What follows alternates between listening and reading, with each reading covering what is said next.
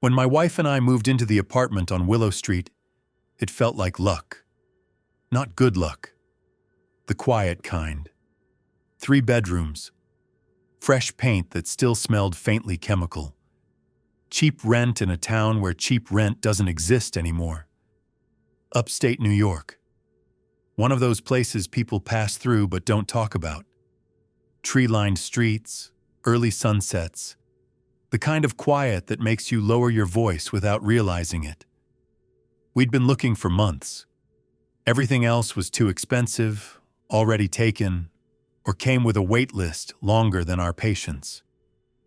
So when the property manager called back the same day, we didn't ask questions. The move-in day went too smoothly. No missing keys, no last-minute fees, no neighbors watching from windows, just an empty lobby and the sound of our footsteps echoing off tile. We didn't notice the marks on the lobby ceiling until the next day. Once we saw them, it was hard to look anywhere else. They weren't dramatic, no blackened beams, just faint brown smudges, like smoke stains scrubbed over too many times. When I asked the property manager about them, he didn't look up from his clipboard. "Old wiring," he said. "Happened years ago." That was it. But the paint around the marks looked newer than the rest of the ceiling. Too even, too deliberate. I told myself it meant nothing. That night, we met the neighbors next door, the Harpers. They introduced themselves like they'd been waiting. Middle-aged, clean.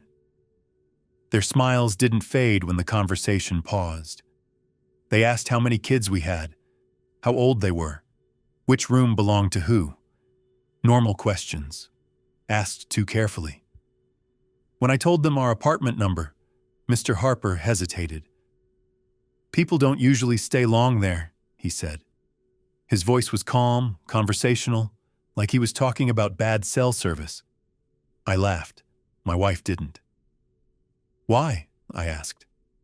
"Shapes," he said, then smiled and changed the subject. The first week passed quietly. Too quietly. No traffic noise. No late-night arguments.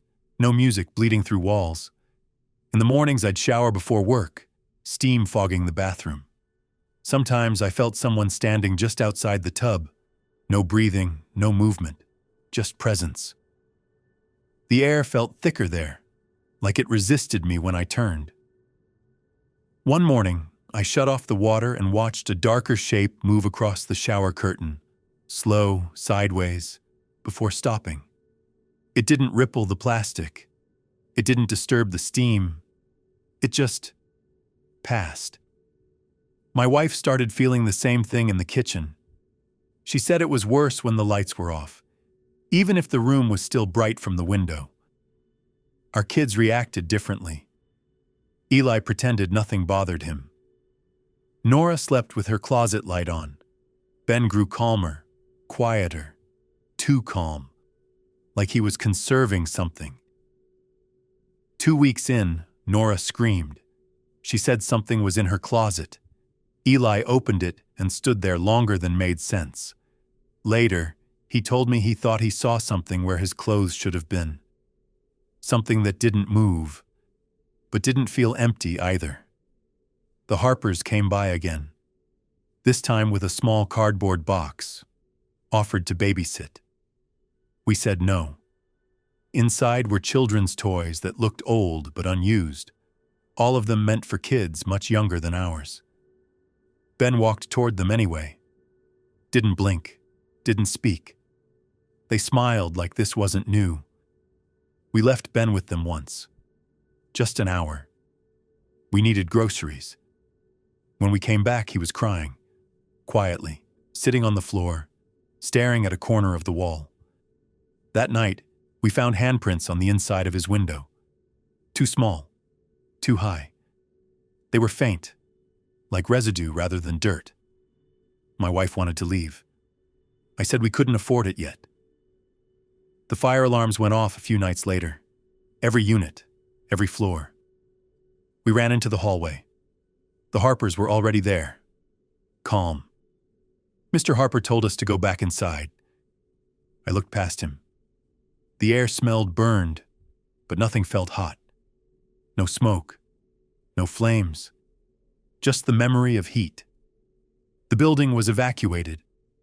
Firefighters couldn't find a source. They kept checking the same places, like they knew where it should have been. We moved out the next morning. We didn't pack carefully. We didn't say goodbye. A week later, the building was boarded up. Plywood over windows, chains on doors. At a gas station nearby, I asked about the Harpers. The clerk frowned, said apartment 215 had been empty for 10 years, since the fire. He said it like a fact he'd repeated before.